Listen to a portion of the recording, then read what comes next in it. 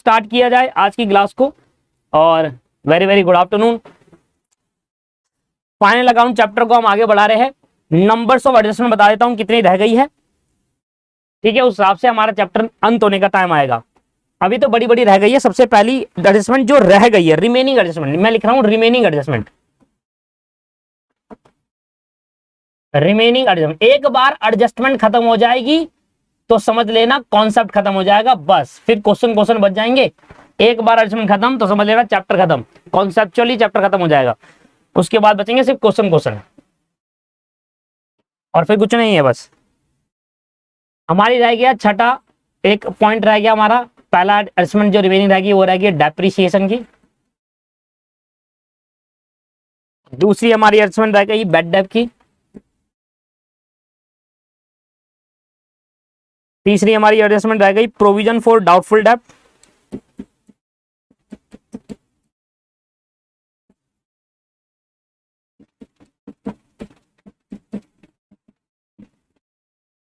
Fourth adjustment जो रह गई है वो आएगी provision for discount on debtor. Provision for discount on debtors.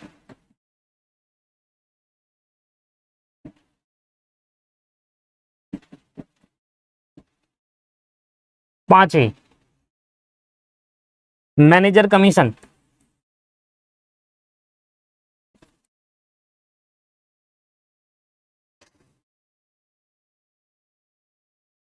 Chhathi goods taken by proprietor for personal use.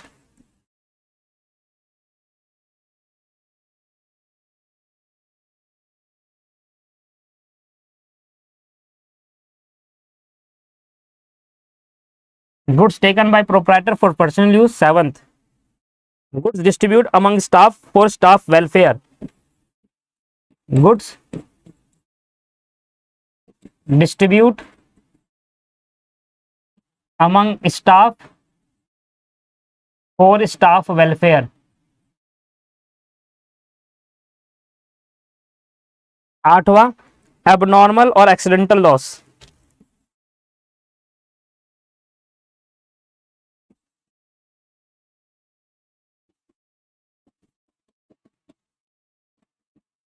Abnormal या एक्सीडेंटल लॉस, ये 8 एडजस्टमेंट अभी पेंडिंग है। इसके बाद 8 एडजस्टमेंट पेंडिंग है। इसके बाद मैं कह सकता हूं कि मेरा फाइनल अकाउंट जो मेरा चैप्टर चल रहा है सोल प्रोप्राइटरशिप का, वो कॉन्सेप्चुअली क्लियर हो जाएगा। क्वेश्चन क्वेश्चन रिमेनिंग रह जाएंगे। इनके बीच में भी मैं आपको क्वेश्चन क्वेश्चन करा दूंगा, तो आपको ये लगेगा कि हाँ, इसके बावजूद मैंने बहुत सारी एडजस्टमेंट है जो करा दी है। सबसे पहले मैं अगर गिनवाऊं तो मैंने क्लोजिंग स्टॉक की एडजस्टमेंट, आउटस्टैंडिंग एक्सपेंस की एडजस्टमेंट, प्रीपेड एक्सपेंस की, इनकम रिसीव्ड एडवांस की, एक्रूड इनकम की एडजस्टमेंट, उसके बाद मैंने इंटरेस्ट ऑन ड्राइंग की, इंटरेस्ट ऑन कैपिटल की एडजस्टमेंट करा दी है।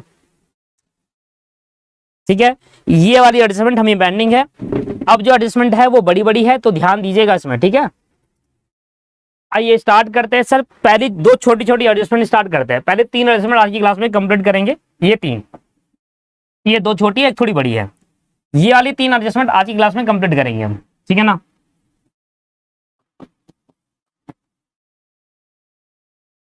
ठीक है, उसके बाद ये जितनी भी एडजस्टमेंट बचेगी सब बड़ी बड़ी है, इनमें लगेगा समय। तो आज की क्लास में ये 3 एडजस्टमेंट कंप्लीट कर रहे हैं। एक है goods taken by proprietor for personal use, and डालेंगे।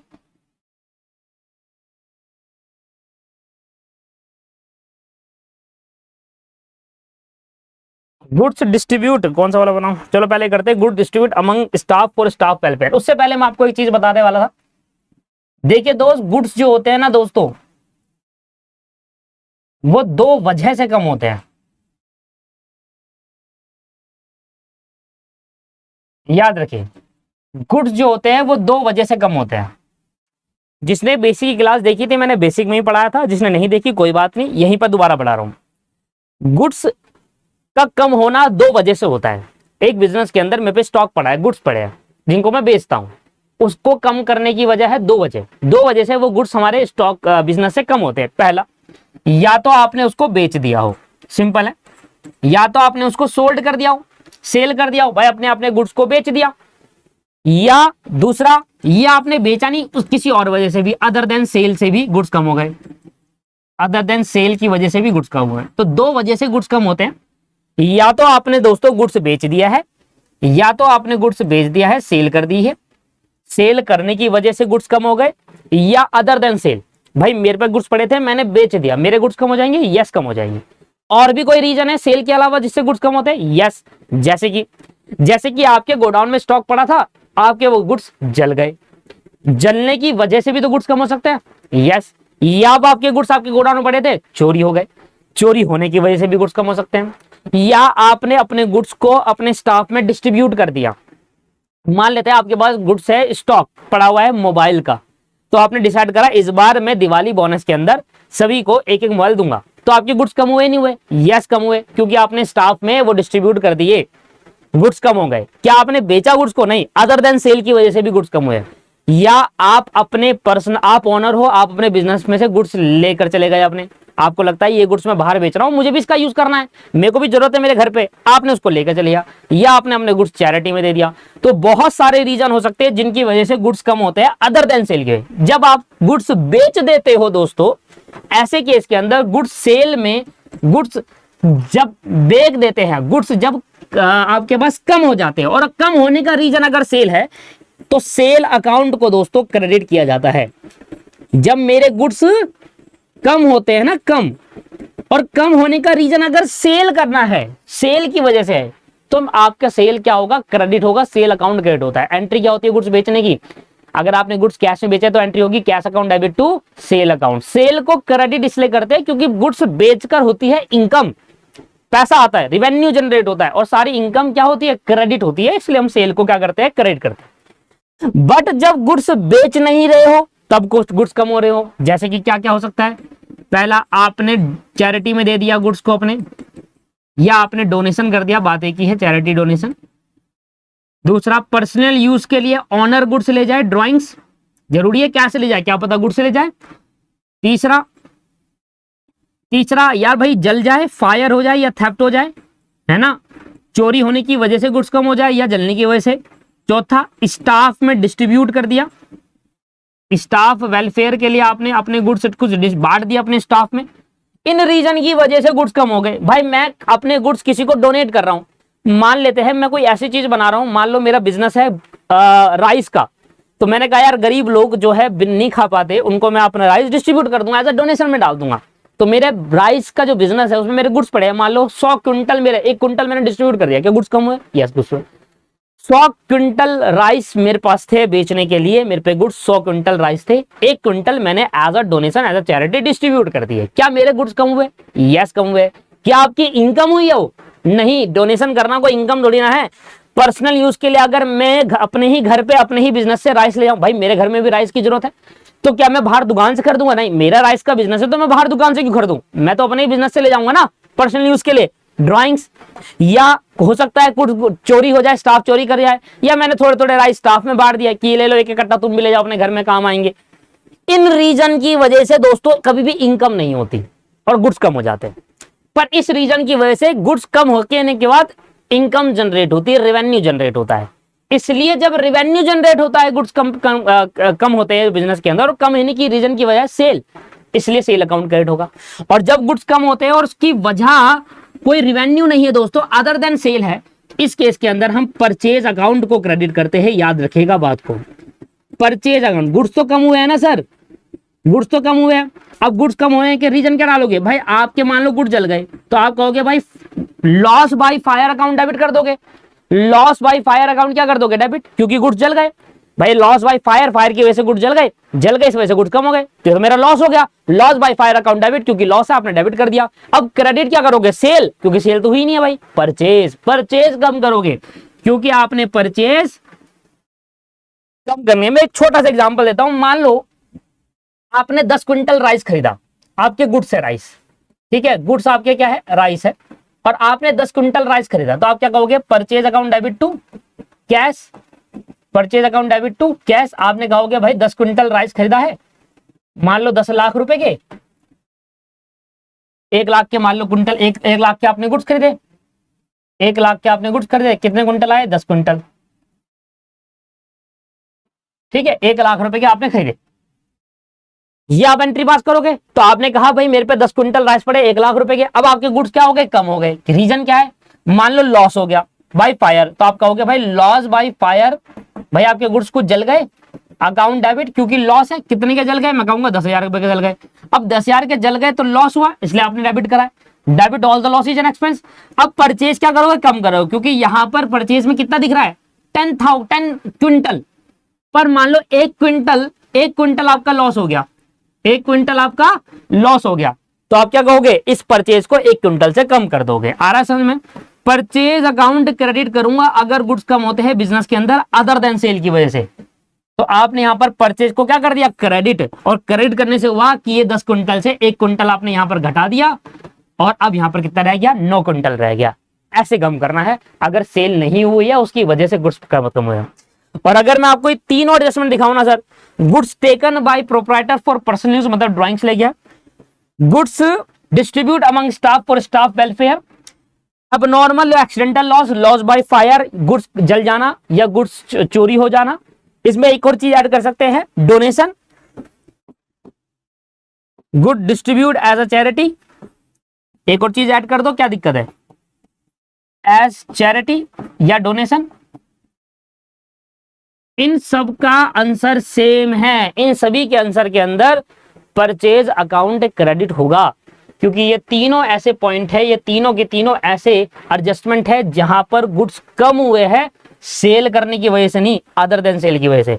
तो इन चारों पॉइंट्स के अंदर आप याद रखिएगा, चाहे गुड्स स्टाफ में बांट दिया है, पर्सनल यूज के लिए गया, चैरिटी डोनेशन कर दिया है, या फिर जल गए या फिर आग लग गए, इन वजह से गुड्स मेरे कम हो गए होंगे बिजनेस के अंदर, पर सेल नहीं करी मैंने, इसलिए परचेज अकाउंट क्रेडिट होगा। मैं अपनी परचेज को कम कर दूंगा, रेवेन्यू जनरेट नहीं हुआ इन चीजों की वजह से, इसलिए परचेज अकाउंट क्या हो जाएगा, क्रेडिट हो जाएगा। याद रहेगी बात, सिर्फ अगर गुड्स कम हो रहे हैं सेल करने की वजह से तभी सेल अकाउंट क्रेडिट होगा, अगर गुड्स सेल करने की वजह से कम नहीं हुए बिजनेस के अंदर, अदर देन सेल की वजह से हुए, इन चार चीजों की वजह से हुए, तो हर एक एंट्री में परचेज क्रेडिट होगा।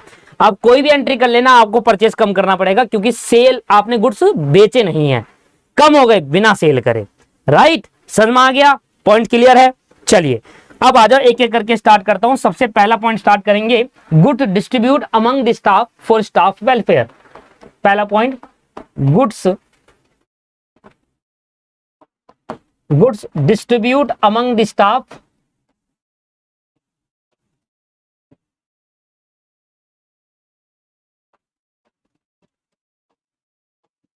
स्टाफ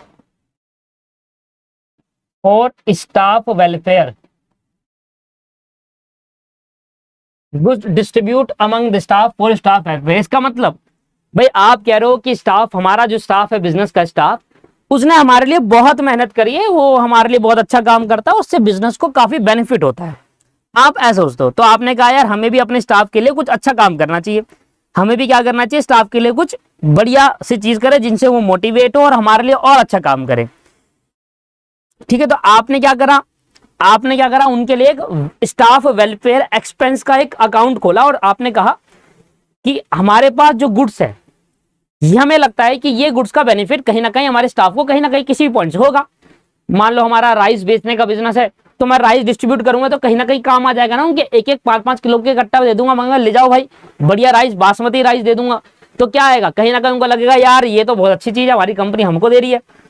तो स्टाफ के वेलफेयर के लिए दोस्तों आप क्या करते हैं, कोई खर्चा कर रहे हैं, और वो खर्चा क्या हो रहा है, कोई कैश नहीं दे रहे आप उनको, अपने गुड्स डिस्ट्रीब्यूट कर रहे हैं, लिखा हुआ है ना हेडिंग में, goods distribute among the staff for staff welfare. Staff के वेलफेयर के लिए हमने क्या करा, अपने ही गुड्स क्या कर दिया, डिस्ट्रीब्यूट कर दिया। जैसे कि टाटा कंपनी ने अभी क्या करा था हाल ही में, अपनी टाटा, कुछ टाइम पहले टाटा कंपनी ने क्या करा, अपनी ही टाटा कंपनी की कार डिस्ट्रीब्यूट कर दी थी अपने ही कुछ मेन स्टाफ को, that is called staff welfare. तो उनके टाटा कंपनी की जो कार है, गुड्स है, वो तो कम हो गए, कार उनके लिए गुड्स होगा ना, क्योंकि वो बेच रही है, और उन्हें अपने स्टाफ को डिस्ट्रीब्यूट कर दिया। तब उस केस के अंदर एंट्री क्या होगी, तब उस केस के अंदर एंट्री होगी staff welfare expense account debit. पहले कहेंगे स्टाफ वेलफेयर एक्सपेंस, ये तो हमारे लिए क्या है, स्टाफ वेलफेयर एक्सपेंस करके एक अकाउंट खोलेंगे नया, और कहेंगे भाई ये हमारे लिए खर्चा है, क्योंकि हम क्या करते हैं, इसमें हम लॉस है बेसिकली, एक्सपेंस या लॉस मान लो आप तरीके का, क्योंकि आप बेसिकली क्या कर रहे हो, गुड्स को बनाने में क्या करते हो, आप खर्चा करते हो नहीं करते हो, यस। क्या उस गुड्स को बेचकर पैसा जनरेट कर रहे हो या डिस्ट्रीब्यूट कर रहे हो स्टाफ को, स्टाफ को डिस्ट्रीब्यूट कर रहे हैं। भाई गुड्स बनाने में हमारा खर्चा हुआ 1 लाख रुपए और हमने स्टाफ को दे दिया, तो वो 1 लाख का खर्चा ही तो हो गया, लॉस ही तो हो गया। मुझे जो स्टाफ को दिया वेलफेयर के लिए दे दिया, अच्छा था कंपनी की, दे दिया। और क्या हुआ, गुड्स कम हो गए होंगे नहीं कम होंगे, यस सर गुड्स कम हो गए, इसलिए परचेज अकाउंट क्रेडिट होगा। याद रखिएगा, सेल की वजह से गुड्स नहीं हुए, अदर देन सेल की वजह से गुड्स कम हुए। तो staff welfare expense account debit to purchase account, ये एंट्री होगी इस केस के अंदर। गुड्स कम होने ते है, गुड्स अगर कम हो रहे हैं, गुड्स अगर कम हो रहे हैं अदर देन सेल की वजह से, तो परचेज क्रेडिट होता है। अब इसका डबल इफेक्ट क्या देना है हमें, अब इसका डबल इफेक्ट हमें क्या देना है, सिंपल सी बात है। पहला इफेक्ट होगा कि जब आप ट्रेडिंग अकाउंट बनाओगे ना दोस्तों, जब आप ट्रेडिंग अकाउंट बनाओगे तो आप अपनी परचेज दिखाते कहां हो, बेसिकली आप अपनी परचेज का दिखाते हो, यहां दिखाते हो ना, ओपनिंग स्टॉक के नीचे टू परचेज। बस ट्रेडिंग अकाउंट बनाने के लिए जब परचेज लिखा होगा यहां पर, तो जैसे आपने स्टाफ को गुड्स, स्टाफ वेलफेयर एक्सपेंस के लिए आपने जो गुड्स दिए उससे आपके गुड्स कम हुए, अपने ट्रेडिंग अकाउंट में भी तो जाके कम करना पड़ेगा। तो यहां से मैं क्या कर दूंगा, goods distribute as a sample, sorry goods distribute to staff, staff को डिस्ट्रीब्यूट कर दिए गुड्स, और इससे मेरे गुड्स कम हुए और मेरा लॉस है। सर मेरे गुड्स कम हुए नहीं हुए, यस पहले तो मैंने सबसे पहले क्या करा, अपने गुड्स कम कर दिया। बताओ ये कौन सा इफेक्ट है, डेबिट इफेक्ट है या क्रेडिट इफेक्ट है, ये आप बताएंगे मुझे। और क्योंकि सर आपका एक लॉस है ये, क्योंकि आपने इससे कोई पैसा जनरेट थोड़ी ना करा है, आपने तो गुड डिस्ट्रीब्यूट कर दिए। तो टू गुड डिस्ट्रीब्यूट, ऐसे लिख लो ना, टू स्टाफ वेलफेयर एक्सपेंस, सीधा सीधा कहूं ना, टू स्टाफ वेलफेयर एक्सपेंस करके आपका लॉस, और लॉस आपके पीएनएल के डेबिट। ये सर ये हो गया डेबिट इफेक्ट, ये हो गया डेबिट इफेक्ट, क्योंकि ये पीएनएल के डेबिट साइड में है।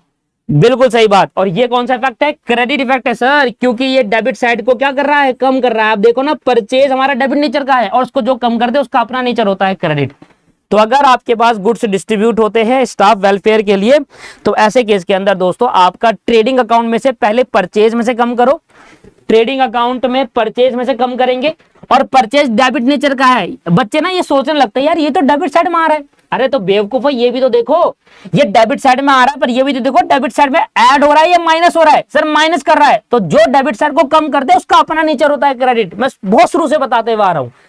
और ये वाला डेबिट इफेक्ट है क्योंकि ये डेबिट साइड में जुड़कर बढ़ा रहा है डेबिट साइड को, ठीक है। तो ये दो इफेक्ट होने वाले हैं ट्रेडिंग अकाउंट के अंदर।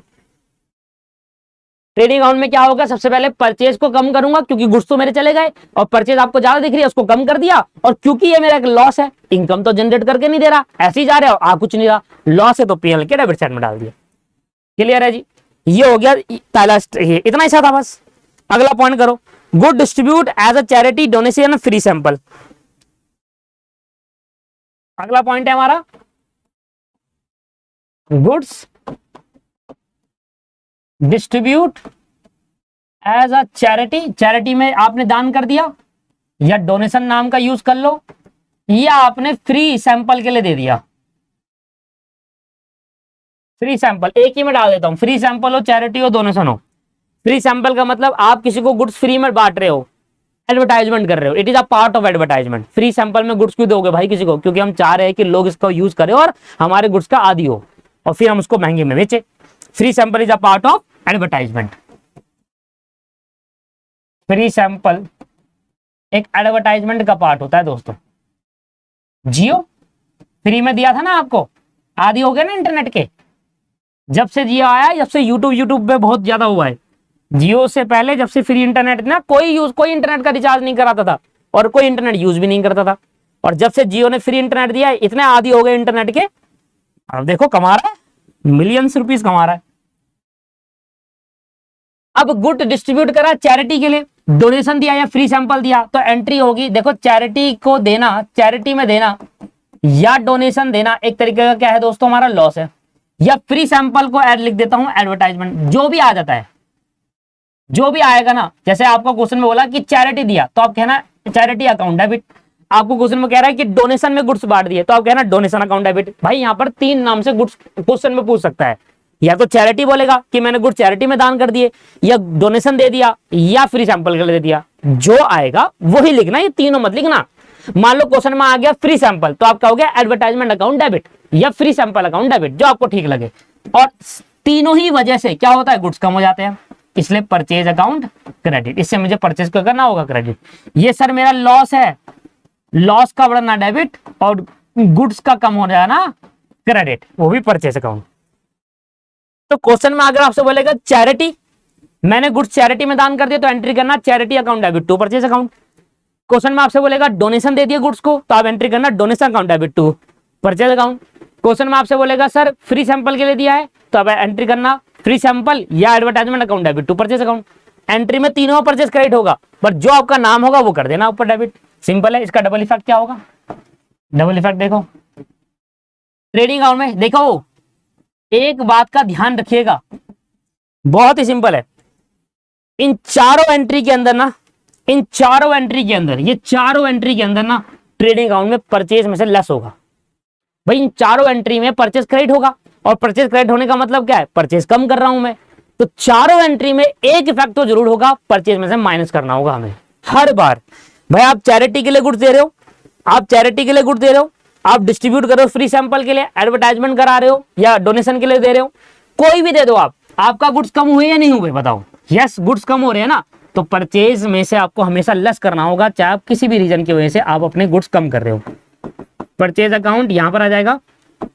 इसके बाद यहां से चाहे आप डोनेशन दे रहे हो तो डोनेशन माइनस कर देना, चाहे आप फ्री सैंपल के लिए दे रहे हो फ्री सैंपल माइनस कर देना, चाहे आप चैरिटी दे रहे हो फिर भी आप चैरिटी माइनस कर, जो भी नाम आता है ना दोस्तों, वो नाम आप यहां से परचेज में से कम कर दोगे, क्योंकि आपके गुड्स कम हुए या नहीं हुए।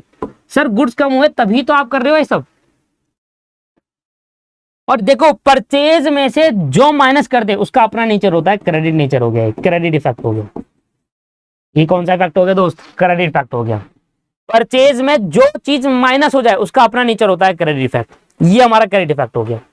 इसके बाद यहां पर आता है सर आपके पास परचेज अकाउंट हो गया, ट्रेडिंग अकाउंट हो गया, और यहां पर आ गया आपके पास P&L अकाउंट। क्योंकि सर लॉस है या नहीं है, आपको कोर्स एंट्री में ही समझ जाना चाहिए कि हमें, देखो एंट्री ही देखकर समझ जानी चाहिए कि परचेज कम करना है, एक इफेक्ट ये हो गया, और सर डेबिट साइड में लॉस डालना है, एक इफेक्ट ये हो गया। एंट्री देखकर ही एडजस्टमेंट का पता लग जाता है। दिख रही है ना आपको, एक इफेक्ट में क्या करना है, परचेज कम करना है, और दूसरे इफेक्ट में क्या करना है, चैरिटी डोनेशन एडवर्टाइजमेंट लॉस है, P&L में डालना है। तो यहां पर आ जाएगा, या तो आपने चैरिटी होगा तो चैरिटी डाल देना, डोनेशन होगा तो डोनेशन डाल देना, या फिर फ्री सैंपल होगा तो फ्री सैंपल डाल देना। भाई ये लॉस है मेरा, इसलिए मैं यहां पर डाल रहा हूं। ये हो गया मेरा डेबिट इफेक्ट, ये हो गया सर मेरा डेबिट इफेक्ट। चलो जी, इतनी बात समझ में आगे नहीं आएगी बताइए।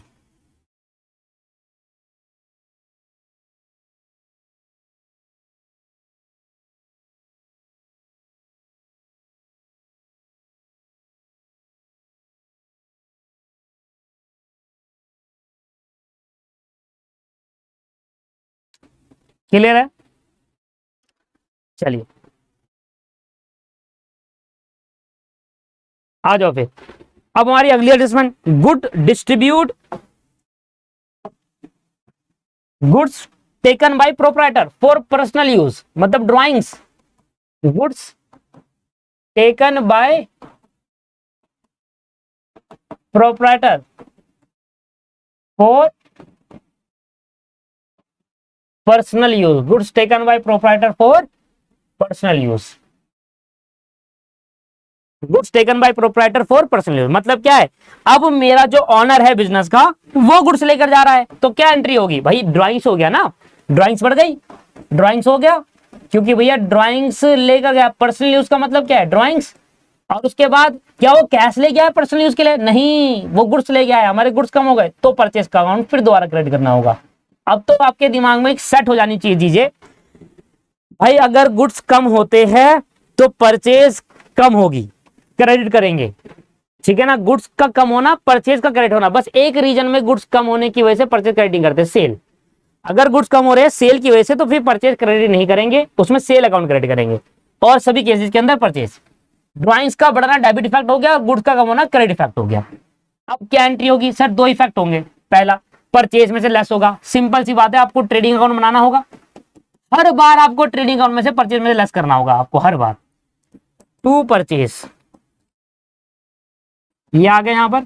इसके बाद यहां पर करोगे कि भाई ड्राइंग से बोल दोगे, ड्राइंग से मत बोलना, ऐसे करना, गुड्स टेकन बाय प्रोप्राइटर, ऐसे करके माइनस कर देना, क्योंकि गुड्स कम हो गए ना। अगर हमारा ओनर हमारे से गुड्स ले जाएगा तो बिजनेस में गुड्स कम हो जाएंगे। ये कौन सा इफेक्ट हो गया सर, परचेज को जो कम कर दे उसका अपना इफेक्ट होता है क्रेडिट इफेक्ट। अब डेबिट इफेक्ट क्या होगा सो, ड्राइंग्स ले हो गया ना, ये तो ड्राइंग्स बढ़ गई, अब हम इसका पैसा लेंगे ना, उसकी कैपिटल से डिडक्ट करेंगे, है ना। तो बस भाई एक बात मुझे बताओ, जब ओनर हमारे से गुड्स ले जाएगा तो मैं अपनी पैसा तो डिडक्ट करूंगा ही भाई। तुम मेरे से गुड्स ले गए, ठीक है कोई बात नहीं, बाहर से नहीं लिया, हमसे ले लिया, अपने ही बिजनेस से गुड्स ले लिया, कोई बात नहीं, कोई दिक्कत नहीं है, बट सर पैसा तो दो, एटलीस्ट जो मेरी कॉस्ट आई है वो तो दो, लॉस थोड़ा करवाऊंगा मैं अपना, मेरा लॉस थोड़ी ना होगा इसमें, और चीज में तो लॉस है मेरा। क्योंकि अगर मैं किसी को डोनेशन दूंगा तो मैं उससे ये थोड़ा बोलूंगा ये भाई मैं अपने गुड्स दे रहा हूं तुझे, ठीक है, पर जो मेरी कॉस्ट आई वो देना पड़ेगा तुझे, ये मेरा डोनेशन। मतलब मैं एक पेन का बिजनेस कर रहा हूँ, इसको पेन को बनाने में मेरे 100 रुपए लगते हैं, और मैं कह रहा हूँ ये ले मेरी तरफ से डोनेशन पर 100 रुपए लूंगा, क्योंकि मेरे को पेन बनाने में 100 रुपए लगे हैं। ऐसा थोड़ी ना होता है।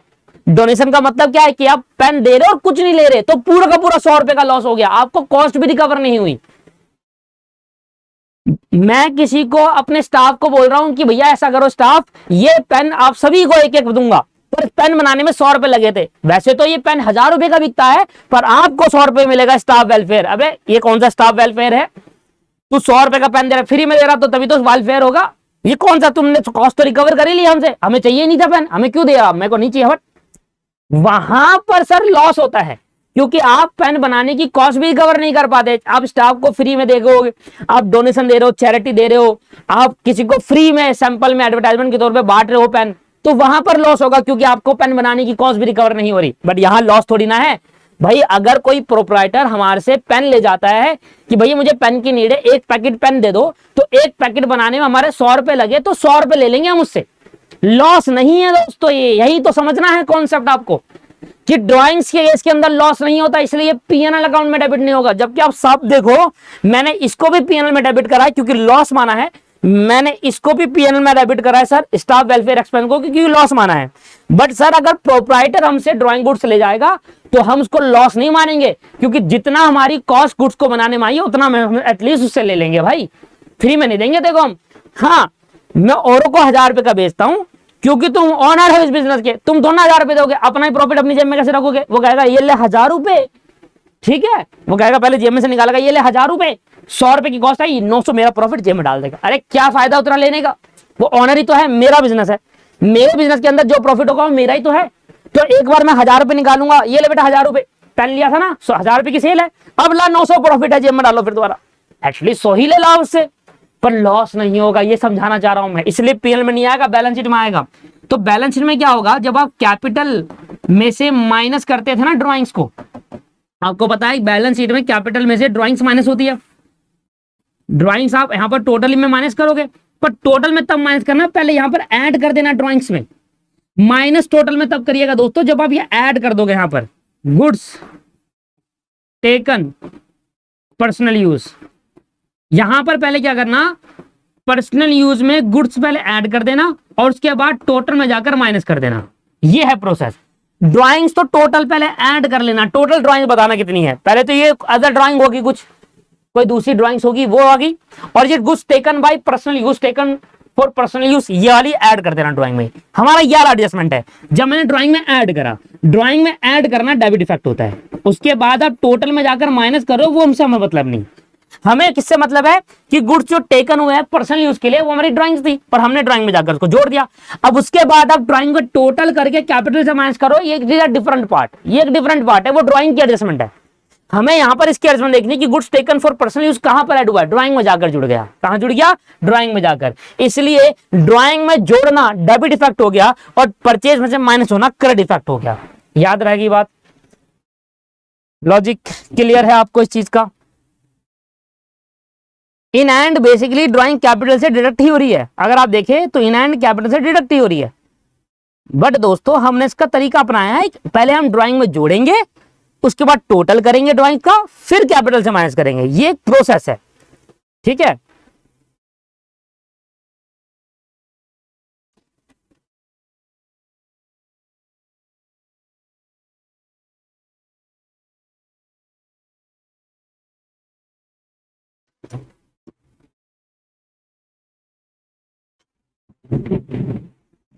ठीक है जी। आप इसको डायरेक्ट देखो, एंड इन एंड मतलब क्या है, इन एंड कर क्या रहे हो आप, इन एंड बेसिकली आप ड्राइंग, मान लो ये 5,000 की ड्राइंग है आपकी, आपने बैलेंस शीट बनाई है और बैलेंस शीट में सबसे पहले लिखा आपने कैपिटल, ठीक है जी, कैपिटल है यार। उसके बाद यहां से आप माइनस करोगे ड्राइंग्स, क्योंकि आपको पता है ड्राइंग्स इन एंड क्या होता है, वो पैसा होता है जो बिजनेस में ऑनर ले गया और उसकी कैपिटल में से डिडक्ट करना होता है।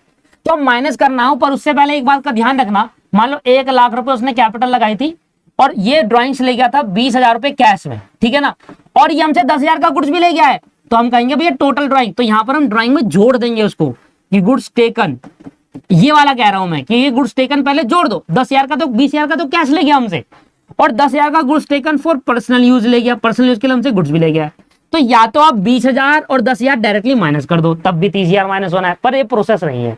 सही तरीका क्या है कि पहले आप ये देखो कि 20,000 का कैश ले गया था, 10,000 के गुड्स ले गए, तो ये goods taken for personal use है ना, पहले ड्राइंग में जोड़ दो, कितना आ गया सर 30,000 रुपए, और फिर 30,000 रुपए कैपिटल से माइनस कर दो, फिर आ गया 70,000। इन एंड होना वो कैपिटल से माइनस ही है, पर it is a art, accounting is an art, मतलब तरीका है करने का, इसलिए पहले मैं ड्राइंग को ऐड कर दूंगा, जो जो चीज ड्राइंग्स होगी जोड़ दूंगा, और उसको जोड़ने के बाद जाकर कैपिटल से माइनस कर दूंगा।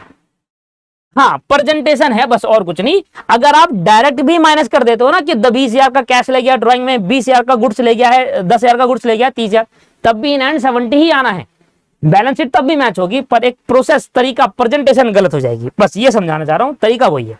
तो हमने क्या करा, goods taken for personal use basically drawing में जोड़ा है, तो ये डेबिट इफेक्ट हो जाता है बैलेंस शीट के। अब आ जाओ आखिरी पॉइंट, मैंने कहा था ना छोटे छोटे,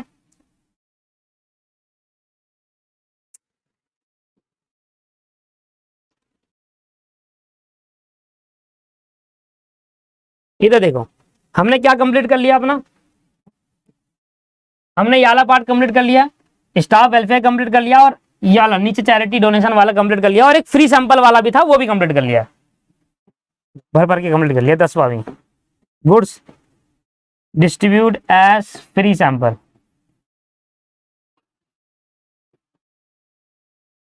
अगर आप एडजस्टमेंट को रटने की कोशिश करोगे ना, कभी नहीं आएगा, रह जाएंगे ये आज की क्लास के बाद, ये रह जाएंगे, ठीक है ना। ये आ जाओ, आ जाओ, लास्ट करते हैं, अब नॉर्मल और एक्सीडेंटल लॉस, अब नॉर्मल या फिर एक्सीडेंटल लॉस।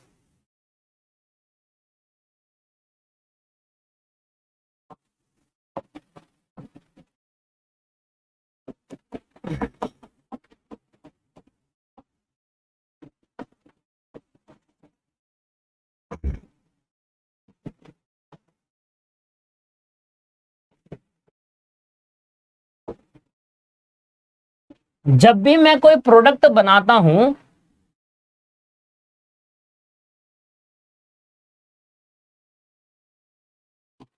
जब भी मैं कोई प्रोडक्ट बनाता हूं और प्रोडक्ट बनाने में मुझे पता चलता है कि एक नॉर्मल वेस्टेज होगी इस प्रोडक्ट को बनाने में। फॉर एग्जांपल, मान लीजिए मुझे पेन बनाना है, अब पेन बनाने की शेप देख रहे हो आप, बिल्कुल ऊपर से थोड़ा मोटा है, नीचे से बिल्कुल पतला होता हुआ आ रहा है, तो क्या ऐसा ही प्लास्टिक आया होगा? नहीं सर, ऐसा नहीं आया होगा। प्लास्टिक थोड़ा ऊपर से नीचे बिल्कुल सेम होगा, तो पतला करने के लिए नीचे काटा होगा कुछ।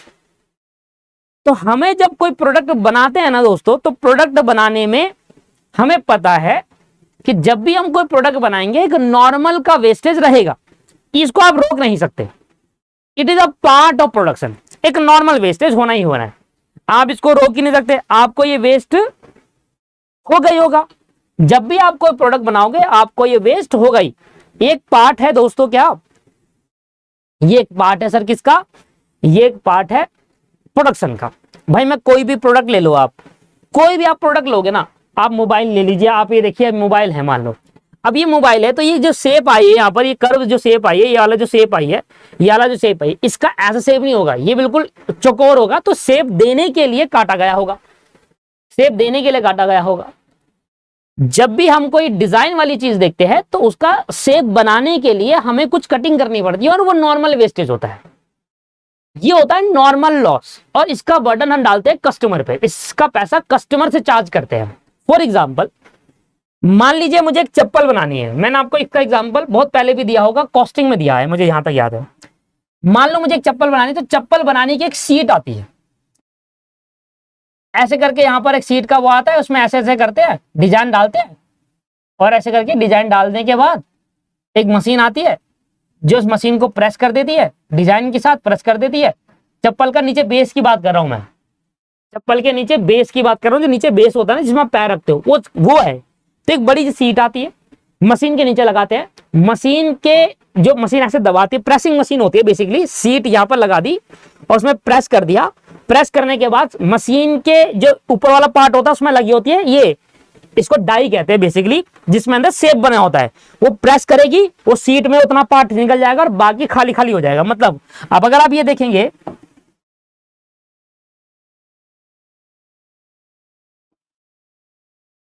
मेरा इतना पार्ट ना, ये वाला पार्ट, ये वाला पार्ट, ये पार्ट बिल्कुल खाली हो जाता है, ये पार्ट वेस्टेज पे ड्रॉप, क्योंकि सीट में से 1 2 3 4 5 6 7 8 तो निकल गए।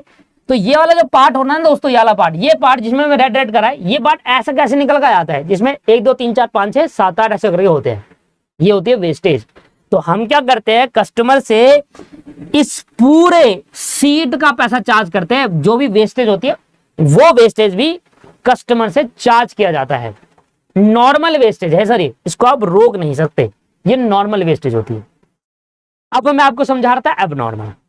मान लीजिए कभी ऐसा हो जाए कि भैया जब ये मशीन काट रही थी तो सीट लग गई टेढ़ी, सीट कुछ टेढ़ी लग गई, सीट सीधी की जगह कुछ ऐसे करके टेढ़ी लग गई। तो यहां पर क्या हुआ, मशीन ने कुछ ऐसे यहां काट दिया, कुछ यहां का सांप कट गया, कुछ ऐसे कट गया, और बीच में से निकले सिर्फ 6। तो ये जो नॉर्मल से ज्यादा वेस्टेज हो गया ना, 4 और, इसको कहते हैं abnormal waste, abnormal loss. Abnormal loss वो लॉस होता है जो नॉर्मल से ज्यादा हो जाए। अगर आपको पता है एक प्रोडक्ट में बनाने में, एक प्रोडक्ट 10,000 रुपए का बनेगा, उस 10,000 के प्रोडक्ट को बनाने में 1,000 रुपए का नॉर्मल लॉस होगा, ये वेस्टेज होना ही होना है किसी भी प्रोडक्ट की प्रोडक्शन करने के लिए। पर अगर वो 1,000 से ज्यादा आ गया, मान लो वो लॉस हो गया 2,000 रुपए का, नॉर्मल तो 1,000 रुपए का लॉस होना था, आपका 2,000 का आया, तो नॉर्मल से जितना ज्यादा आया वह एबनॉर्मल लॉस माना जाता है। वो प्रोडक्शन का पार्ट नहीं है सर, वो आपकी कहीं ना कहीं गलती की वजह से वो एक्स्ट्रा 1,000 रुपए का लॉस आया है। एबनॉर्मल लॉस प्रोडक्शन का पार्ट नहीं होता, वो हमारी मिस्टेक की वजह से होता है, और वो नॉर्मल से जो ज्यादा हो गया ना उस वजह से होता है। वो भाई हमें पता है एक प्रोडक्ट को बनाऊंगा तो उस प्रोडक्ट को बनाने में नॉर्मल वेस्टेज होगी, नॉर्मल से जितना ज्यादा आ जाए वो एबनॉर्मल लॉस होगा। लो जी, इधर देखो आप, अब एबनॉर्मल लॉस की कहानी देखिए। अब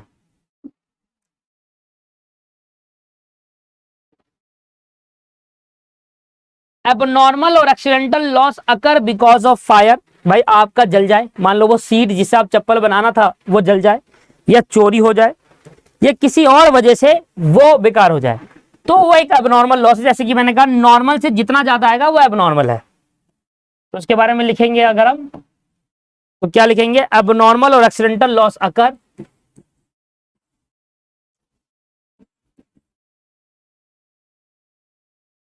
और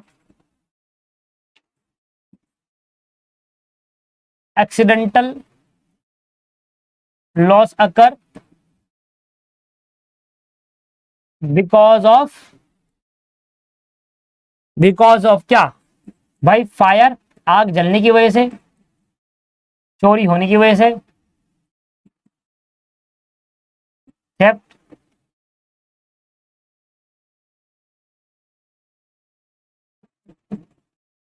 एक्सीडेंट्स,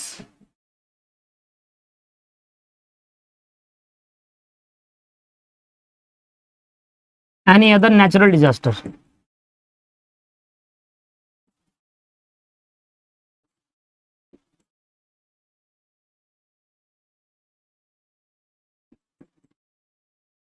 एक्सेप्शन, तो हम कहेंगे वो एबनॉर्मल लॉस है। वाइल में डैमेज और destroy the asset and goods of the firm,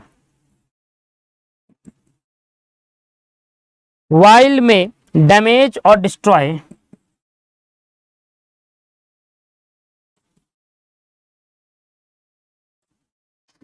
destroy the asset and goods of the firm। मान लो दोस्तों बिजनेस के अंदर आग लग जाए, भाई मान लो आपकी फैक्ट्री के अंदर आग लग जाए, तो आग ढूंढ कर जलाएगी क्या, कहाँ है गुड्स, अच्छा यहाँ है, चलो घुस जाओ अंदर, जलेंगे इसको, अच्छा गुड्स यहाँ पर, चलो यहाँ घुस जाओ। तो आग दोस्तों कोई ऐसे नहीं करेगी कि अच्छा गुड्स यहाँ रखे, अच्छा वहां रखे, उसको नहीं चलते आगे में रुक जा, भाई वो तो जला देगा और वो थोड़ा देखेगा कहाँ गुड्स है और कहाँ एसेट है। तो दोस्तों जब हमारी आग लगती है, कोई चोरी होता है या कुछ भी होता है, तो ऐसे केस के अंदर ये नहीं देखा जाता कि वो एसेट की चोरी हुई है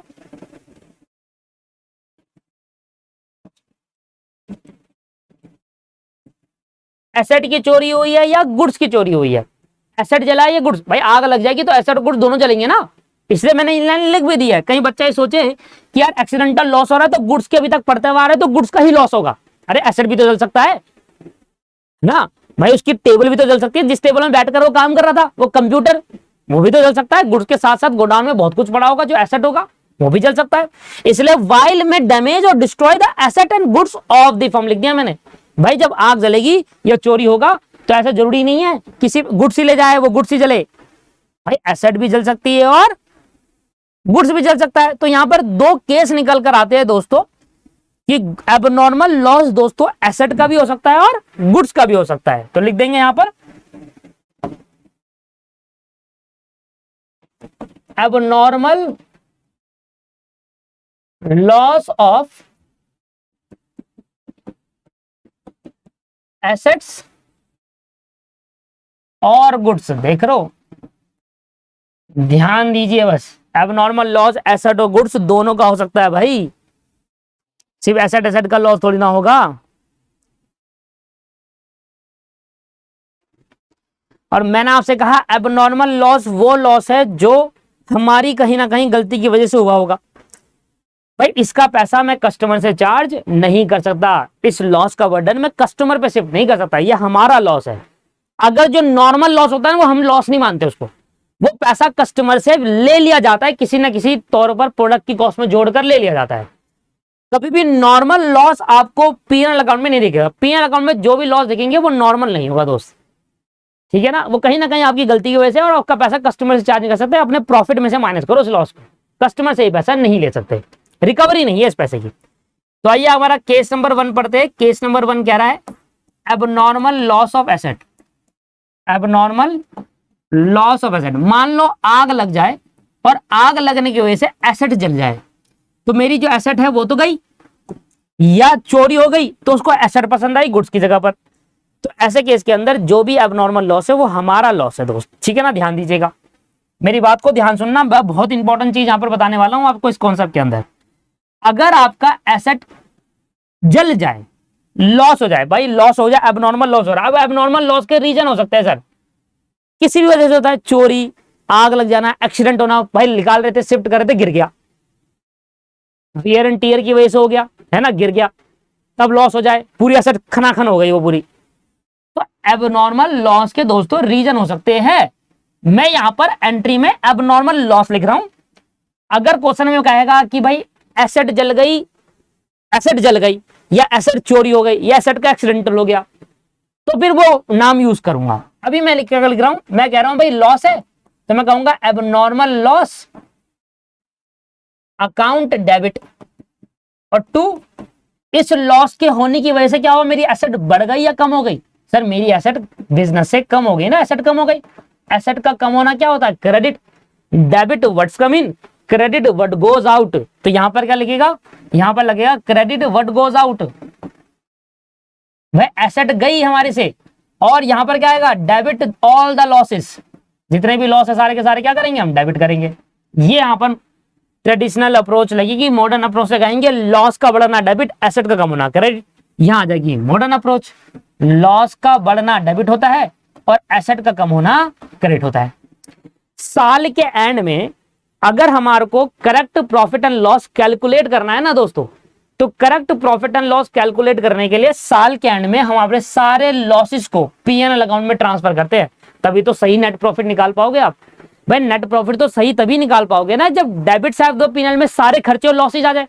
अगर आपने एक खर्चा और एक लॉस भी मिस कर दिया वहां डालने से, तो आपका जो प्रॉफिट आएगा वो एक्चुअल सही प्रॉफिट नहीं होगा, क्योंकि आपने कुछ ओमिशन कर दिया, भूल गए आप डालना। तो साल के एंड में जब आप ट्रेडिंग पीएनएल अकाउंट बनाते हैं, तो जितने भी लॉसेज और खर्चे होते हैं ना, उसको हम पीएनएल अकाउंट में ट्रांसफर कर देते हैं। इसलिए कहते हैं कि एक्सपेंस और लॉसेज के कभी बैलेंसेस नहीं होते, कैरी फॉरवर्ड नहीं होते अगले साल। अच्छा ये खर्चा बच गया है, इसको अगले साल कैरी फॉरवर्ड करेंगे, ना ना ना ना, इस खर्चा जो इस साल हुआ है इसको इसी साल पीएनएल में डाल के खत्म करो।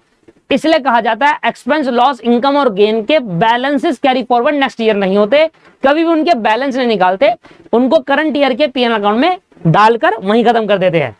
आया समझ में? तो हम क्यों कहते थे कि सर एक्सपेंस, लॉसेज या इनकम और गेन के कभी बैलेंसेस नहीं होते, इस वजह से कहते थे क्योंकि हमारा वो पीएनएल में डाल के खत्म हो जाते थे, कैरी फॉरवर्ड नहीं करते हम उसको नेक्स्ट ईयर की, इस साल का खर्चा हम नेक्स्ट ईयर कैरी फॉरवर्ड कर दे। तो मुझे भी यही करना है। ये जो मेरा एबनॉर्मल लॉस हुआ इसकी वजह से एसेट तो मैंने कम कर दी, एसेट अकाउंट तो कम हो गया, पर जो एबनॉर्मल लॉस है इसको पीएनएल में भी ट्रांसफर करना है। तो यहां से भेजूंगा तो पहले मुझे एबनॉर्मल लॉस यहां से कैंसिल करना होगा, क्योंकि अगर एक जगह से भेजकर दूसरी जगह भेज रहा हूं ना, एक से जगह से दूसरी जगह भेज रहा हूं, तो पहले एक जगह यहां से कैंसिल करो। ये डेबिट है, कैंसिल करने के लिए क्रेडिट करना होगा। और कहां भेज रहे हो? अपने पीएनएल अकाउंट में भेज रहे हैं। तो एबनॉर्मल लॉस कहां चले गया? पीएनएल अकाउंट में चले गया। ये हो गई दोस्तों एंट्री, इसको बोलते हैं ट्रांसफर एंट्री। आपके चैप्टर के अंदर ना एक वो भी है, transfer entry, opening entry, adjustment entry, ये सब भी है। अब स्टूडेंट कहेगा ट्रांसफर एंट्री, तो सर आपने ट्रांसफर एंट्री, अरे यही तो है वो ट्रांसफर। बीच में आप क्या पढ़ रहे हो? बीच में यही तो पढ़ते हो आप, ट्रांसफर, ओपनिंग, कभी कभी, ठीक है अलग से बढ़ा देंगे, पर ये ट्रांसफर एंट्री तो हो गई। अब सीधा सीधा आपके डबल इफेक्ट बता दो इसके क्या होंगे। भाई आप कुछ नहीं करना, आपको सबसे पहले आप बैलेंस शीट में जाओ, कौन सी एसेट थी आपकी जो आपकी जल गई या एबनॉर्मल लॉस हुआ, कोई भी एसेट होगी भाई, जो नाम होगा वो डाल देना, बस कुछ नहीं करना। जो भी एसेट होगी ना यहां पर, उसमें यहां से माइनस कर देना एबनॉर्मल लॉस, क्योंकि ये एसेट अब कम होगी। मान लो आपके यहाँ बिल्डिंग है पर आधी बिल्डिंग जल गई, तो 1 लाख की बिल्डिंग थे, 50,000 माइनस कर देना यहां से। तो एसेट का कम होना कौन सा नेचर है दोस्तों? एसेट का कम होना कौन सा नेचर है भाई? एसेट जलने की वजह से या चोरी होने की वजह से कम हो जाएगी ना, तो बैलेंस शीट में जो एसेट सो रही है उसमें से माइनस करना पड़ेगा। तो एसेट डेबिट नेचर का होता है और जो कम करते हैं उसका नेचर क्रेडिट, तो ये क्रेडिट इफेक्ट हो गया। और सर क्योंकि ये एबनॉर्मल लॉस है, इसलिए जब मैं पीएनएल अकाउंट बनाऊंगा तो पीएनएल अकाउंट बनाते टाइम यहां लिखूंगा, यहां पर डेबिट साइड पर टू लॉस ऑफ एसेट, जो भी आएगा बाय फायर थेफ्ट ऐसे करके डाल देंगे, to loss of asset by fire theft ऐसे करके यहां पर डाल देंगे।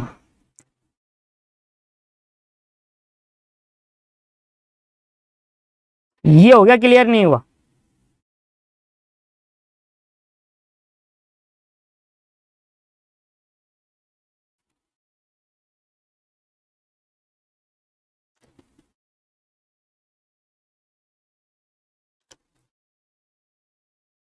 ठीक है सर, आ जाइए।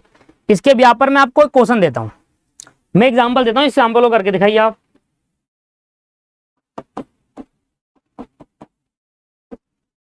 मान लो आपके पास एक मशीन पड़ी है, 10 लाख की मशीन है, ठीक है, ये हो गई लॉस बाय फायर। इसमें से 5 लाख की मशीन आपकी जल गई, तो आप मुझे बताओ क्या एंट्री पास करोगे आप?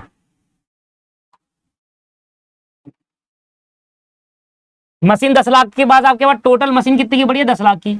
लॉस बाय फायर हो गया मशीन का, 5 लाख की मशीन जल गई, तो एंट्री क्या होगी सर? एंट्री होगी, यहां एंट्री करूंगा सबसे पहले, मशीन कम कर दूंगा, टू मशीन अकाउंट क्रेडिट कर दूंगा, और लॉस बाय फायर कहूंगा। Loss by fire account debit to machine account. 5 lakh की मशीन मेरी जल गई, 5 लाख से मशीन कम हो गई और ये मेरा लॉस हो गया। साल के एंड में मैं लॉस को ट्रांसफर करूंगा, तो पहले डेबिट इसको कैंसिल कर दो, लॉस बाय फायर, और इसको पीएनएल अकाउंट में ट्रांसफर कर दो। 5 लाख के लॉस को मैं पीएनएल में ट्रांसफर कर देता हूं। अब मैं अपना पीएनएल अकाउंट बनाता हूं, तो पीएनएल अकाउंट बनाते टाइम मैं डेबिट साइड में लिखूंगा loss of asset, loss of asset, loss of machine by fire. भाई मशीन जल गई फायर की वजह से, और यहां पर 5 लाख डाल दूंगा। ये पता है कौन सा इफेक्ट है? ये डेबिट इफेक्ट है, ये आपका डेबिट इफेक्ट है, to loss by fire, loss of machine by fire, debit effect. और जब मैं बैलेंस शीट बनाऊंगा ना दोस्त, तो बैलेंस शीट की एसेट साइड में मशीन दिख रहा होगा 10 लाख रुपए, 10 लाख रुपए मशीन दिख रहा होगा, यहां पर लिखूंगा लॉस बाय फायर, फायर की वजह से 5 लाख की मशीन कम हो गई और 5 लाख की बची। तो ये 5 लाख जो माइनस करा, ये क्रेडिट इफेक्ट हो गया। ऐसे कह रहा हूं करने के लिए, आगे समझ में? अब ठीक है।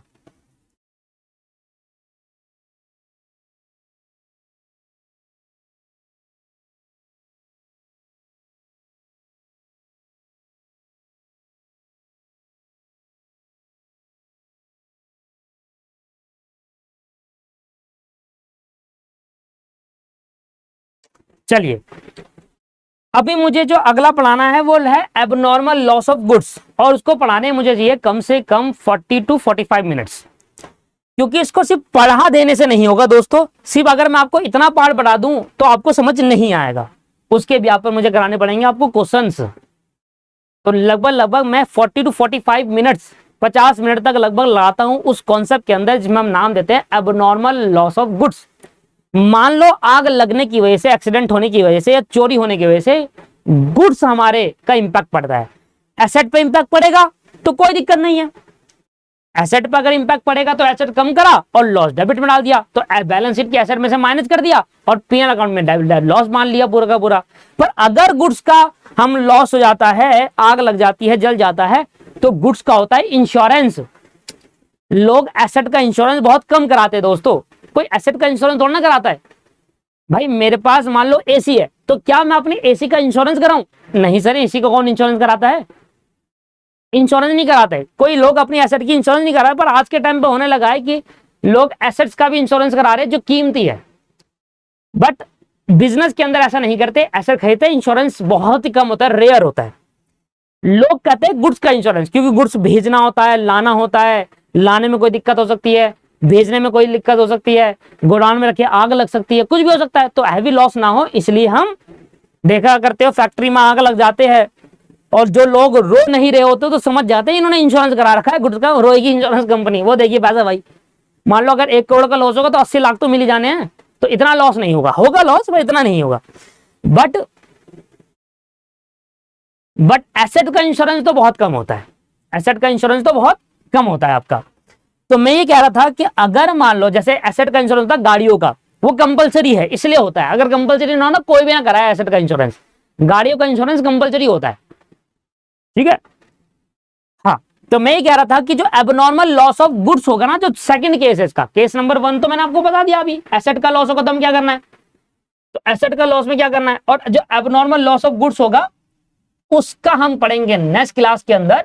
एबनॉर्मल लॉस ऑफ गुड्स हमारा नेक्स्ट क्लास में चलेगा, और ये बहुत बड़ा टॉपिक है, क्योंकि सिर्फ कॉन्सेप्ट कराने से आपको समझ नहीं आएगा, कॉन्सेप्ट के साथ मुझे बहुत सारे क्वेश्चन कराने पड़ेंगे हैंड टू हैंड। अभी देखो आगे तो हम करेंगे बड़े क्वेश्चन में, पर अभी आपको कराने पड़ेंगे एग्जांपल, जिससे आपका ये दिमाग में सेट हो जाए कि कब कौन सा केस में करना होता है। इस पर्टिकुलर्स में ही 3-4 केस है, अलग अलग केस से क्वेश्चन भी करने हैं। आज की क्लास को यहीं समाप्त करेंगे, नेक्स्ट क्लास में मिलेंगे, धन्यवाद।